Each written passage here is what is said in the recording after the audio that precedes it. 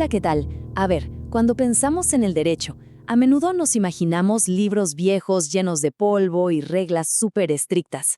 Pero la verdad es que el derecho no es algo quieto, escrito en piedra. No, es una historia viva, una que fluye y va cambiando con la sociedad.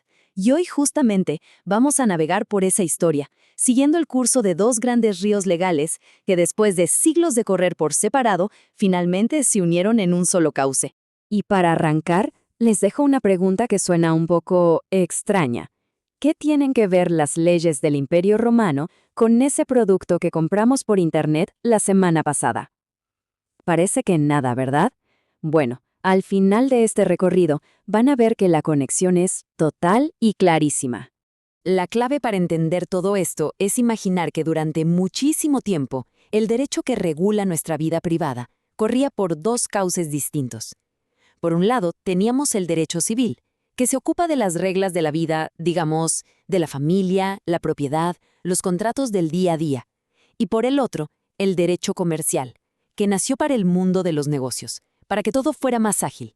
Eran como dos ríos, con orígenes y velocidades muy diferentes. Muy bien, ahora sí, entremos en materia. Vamos a meternos de lleno a explorar de dónde viene cada uno de estos ríos legales para entender por qué estuvieron separados tanto tiempo y, sobre todo, por qué su unión, siglos más tarde, fue algo tan revolucionario. Empecemos por el río más antiguo, el más grande, el más ancho, el derecho civil. Pensemos en él como si fuera el sistema operativo de la sociedad, ¿no? Son las normas fundamentales que regulan cómo nos relacionamos entre las personas. Y su viaje a través de la historia es fascinante.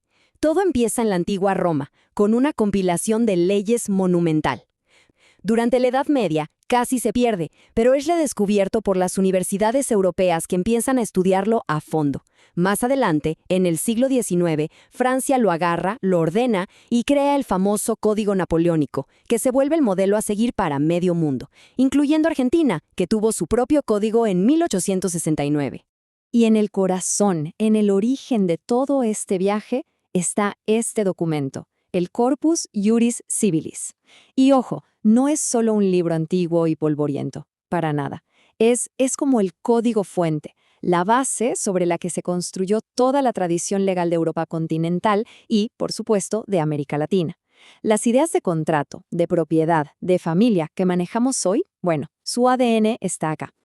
Y esta idea es fundamental. El derecho civil no es una rama más del derecho. Históricamente siempre se lo vio como el derecho común, o sea, el tronco principal del árbol. De él crecen todas las demás ramas del derecho privado. Es como la regla general, la base sobre la que se apoya todo lo demás. Ahora sí, cambiemos de río. Mientras el derecho civil fluía, digamos, lento y majestuoso, el derecho comercial nació como un torrente. Rápido, ágil, práctico. Nació por una necesidad muy concreta, hacer que el comercio y los intercambios fluyeran sin trabas. Y claro, su evolución siempre fue de la mano de la economía. Todo arrancó en la Edad Media, con las costumbres de los propios comerciantes. Después, los estados se metieron, tomaron el control y lo expandieron por el mundo. Más tarde, se modernizó para regular los actos de comercio sin importar si quien los hacía era comerciante o no. Y hoy, bueno, hoy se enfrenta a los desafíos de un mundo digital y totalmente globalizado. Acá está la semilla de todo, la lex mercatoria. ¿Qué era esto? En la Edad Media, los comerciantes no tenían tiempo para la justicia lenta de los reyes o los señores feudales.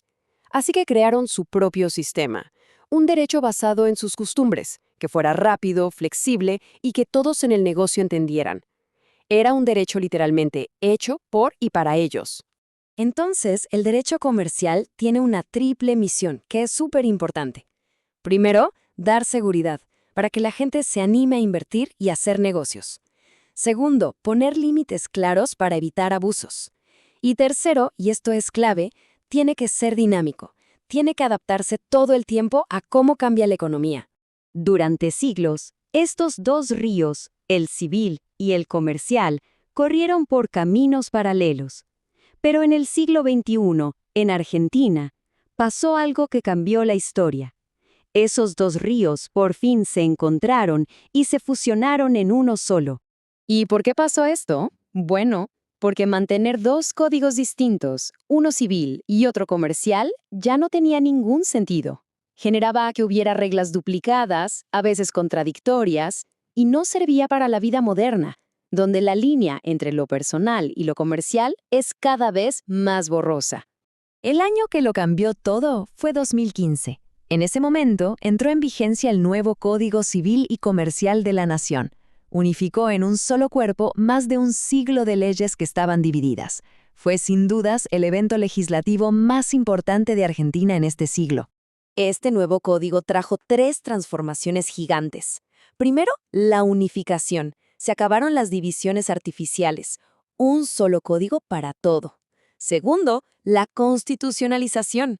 Esto significa que el código ahora dialoga con la Constitución y los tratados de derechos humanos.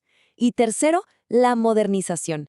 Se actualizaron un montón de reglas sobre la familia, los contratos y los consumidores para que reflejaran cómo vivimos hoy. Bueno, veamos ahora cómo este nuevo y único río legal impacta en la vida real, en el día a día, y cómo se está preparando para los desafíos que se vienen. El cambio en el derecho de familia es enorme. El código reconoce que hay muchos modelos de familia, establece el matrimonio igualitario, simplifica el divorcio, pero hay un cambio de palabras que lo dice todo. Ya no se habla de patria potestad, sino de responsabilidad parental. Parece un detalle, pero rompe con una idea de poder casi absoluto heredada de los romanos para centrarse en el deber de cuidar y en el bienestar de los chicos.